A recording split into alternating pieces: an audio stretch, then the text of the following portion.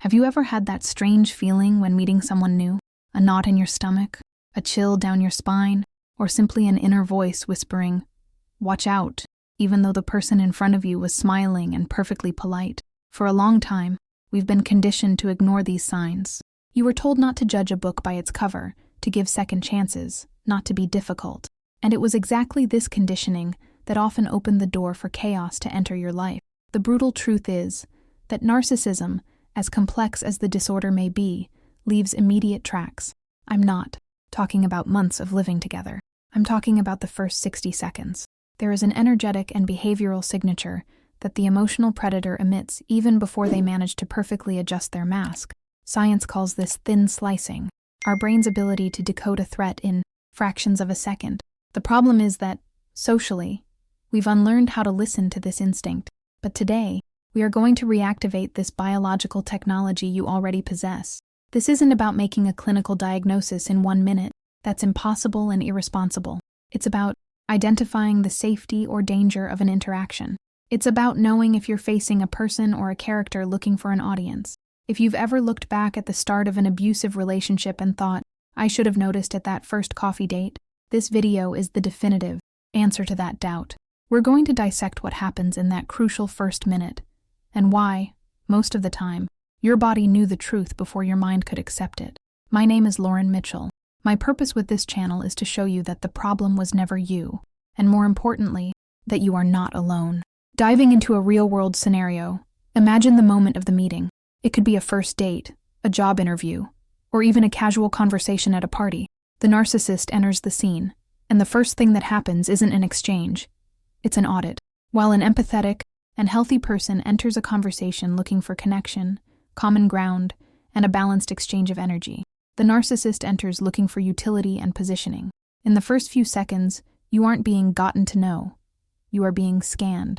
It's a subtle difference, but one your subconscious picks up on. Victims often describe this initial sensation as something either too intense or, paradoxically, too cold. If they come on with the intensity of immediate love bombing, you feel like you're under a very bright spotlight. They praise you. They look into your eyes in a way, and that seems to pierce your soul. But if you pay attention, they aren't seeing you. They are seeing their own reflection in your eyes. It's a performance. You feel flattered, of course, but there's a sense of vertigo, a feeling of, "This is moving way too fast," or, "How do they know so much about me?" When I haven't said anything, this happens because they are projecting a fantasy onto you, not discovering who you are. On the other hand, there's the covert or cerebral narcissist, who may not come on with intensity, but with an aura of silent superiority. In this case, the first minute is marked by a feeling that you need to prove your worth. They don't make the conversation easy. They watch you with an air of boredom or restrained judgment. You find yourself, without even realizing it, trying to be more interesting, funnier, smarter. You start dancing to entertain them. This stage dynamic is the first big red flag. In a healthy 1-minute interaction, the weight of the conversation is shared, like a friendly game of tennis. With a narcissist, you are either the audience member clapping or the court jester trying to please the king. This invisible audit leaves you with a lingering feeling of exhaustion or anxiety right after the initial greetings. You feel like you're walking on eggshells before you even know where the floor is. And this is where we enter the first deep layer of this decoding. Let's analyze the pillar I call conversational hijacking. Human communication, at its core, is based on reciprocity. I speak, you listen, process, respond, and toss the ball back. There's a rhythm, a shared breath. The narcissist, however, operates under the principle of an interrupted monologue. In the first minute, do a silent test. Observe what happens when you try to introduce a topic that has nothing to do with them, or when you answer one of their questions. The classic narcissistic pattern is what we call waiting to speak. They aren't listening to understand. They are just waiting for you to stop moving your mouth so they can go back to talking about themselves, or what they think, or their achievements. It's the boomerang effect. Let's say they ask, "Do you like to travel?" You, excited, start to answer, "Yes, last year I went to Italy," and before you can finish your sentence or describe the emotion of the trip, they cut in, "Oh, Italy. I went there in 2018. Stayed at an incredible hotel in Milan, because actually I prefer the north." See? Your experience served only as a springboard for them to jump back onto the stage. The question wasn't asked out of curiosity about your life. It was asked to create an opportunity for them to talk about theirs. This happens in seconds. If you're paying attention, you'll see their eyes wandering while you speak. You'll see a slight physical impatience. They might tap their fingers, look at their watch, or look at other people in the room, until the moment the subject returns to them. Then, their energy shifts. They light up. This lack of genuine curiosity is one of the strongest and fastest markers to identify. Healthy people ask follow-up questions. If you say you went to Italy, an interested person would ask, "And what did you like most there?" Or, "What was that experience like for you?" The narcissist doesn't ask deepening questions about the other person, unless they are gathering data for future manipulation. In the first minute, if you feel verbally run over, or if you notice that every topic you throw out is bounced back to their ego, you are facing a conversational hijacking. They are sucking the air out of the room. Now, we need to go deeper into the second pillar, which is even more subtle and dangerous: the immediate hierarchy test. The narcissist sees the world vertically, not horizontally. To them, equals do not exist. In any interaction, someone is on top and someone is on the bottom, and they need to ensure, in the first minute, that the person on top is them. How does this manifest in 60 seconds? Through microaggressions disguised as honesty, jokes, or advice. It's that comment that leaves you confused. "Wow, you're brave to wear that color. I would never have that kind of nerve." It sounds like a compliment, but the subtext is a critique of your taste and an assertion of the superiority of theirs. Or, "You work in that field? Interesting. I read an article the other day saying that industry is in decline, but I'm rooting for you." These little jabs are tests. They are testing your boundaries and your self-esteem. If you accept the comment passively or shrink back, they understand that you are a good source of supply, easy to manipulate, insecure, and submissive. If you react or stand your ground, they might back off and say, "Wow, I was just kidding. You're so sensitive," performing the first bit of gaslighting right there during the handshake. Another way this hierarchy test appears in the first minute is through arrogance toward third parties. Watch how they treat the waiter, the valet, or how they talk about someone who just left. The narcissist often tries to create an alliance with you based on contempt for others.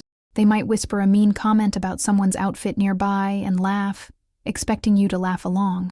This is a trap. They are inviting you into the club of superiors. If you laugh, you validate their distorted worldview. This establishment of dominance can also come through name-dropping, or talking about material possessions and achievements in the very first sentences. Truly secure and successful people don't feel the need to present their resume or bank statement at hello. Anyone who does this is desperately trying to build a hierarchy where they can look down on you. If, in the first minute, you feel small, inadequate, or in the presence of someone who is doing you a favor by talking to you, the alarm should ring loud and clear. And then we reach the third pillar, the most profound and visceral, uncanny valley dissonance. There is a concept in robotics and animation called the uncanny valley, which is when something looks human and acts almost human, but there is something subtly off that causes instinctive repulsion or fear. This is exactly what happens in the presence of a narcissist when the mask isn't fully adjusted. Real empathy has a physical resonance.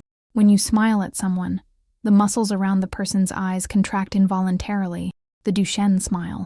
When you tell them something sad, the person's expression softens in instant. Compassion. With a narcissist, there is often a lag, a delay of milliseconds.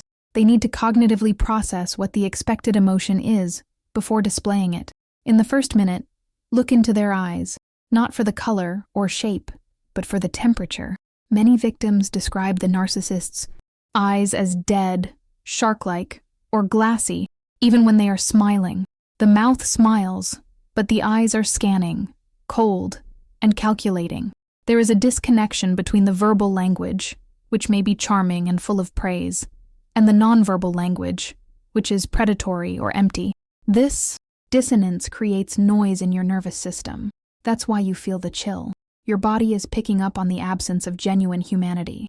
You might be telling something funny, they laugh, but the laughter feels mechanical, or too loud, or lasts for too short a time before their face suddenly goes serious again. Additionally, Observe the invasion of physical space. The narcissist often ignores invisible social boundaries. They might touch you too early, stand too close, or hold eye contact for a duration that exceeds social comfort, turning it into a stare of dominance rather than connection. This lack of fine calibration, either being too intense or too cold or too invasive, is the sign that there is no other there caring about your comfort.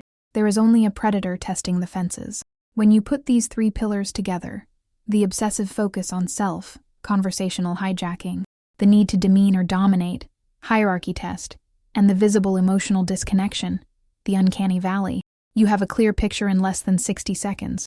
You don't need to wait for them to yell at you, betray you, or discard you to know something is wrong. The big game changer, what truly changes things for you now, is understanding that you don't need legal proof to distance yourself from someone. You don't need them to sign a certificate of pathological narcissist for you to have the right to not want that person in your life. Your discomfort is the proof. Your intuition is the validation. If, in the first minute, the conversation was one-sided, if you felt tested or diminished, or if you looked into those eyes and felt a cold void, don't stick around for the second act. Many women think, maybe he's just nervous, maybe I'm being too demanding. That doubt is the benefit of the doubt you give to them, and it is the weapon they will use against you. The narcissist counts on your politeness. They count on the fact that you were taught to be pleasant and to ignore your instincts so as not to seem difficult. Break that social contract. Decoding this first minute isn't so you can point a finger in their face and say, "You're a narcissist." It's so you can silently take 2 steps back, close your emotional borders, and save yourself years of therapy. Your energy is your most precious asset. Now you know how to protect it from the very first hello. Feel free to leave your story, your thoughts, or even a suggestion for a future video topic in the comments below. Click the link in the description to check out my ebook and the benefits of being a member of this channel. Click the suggested video on the screen to stay with me, and remember, you are light. Never forget to shine.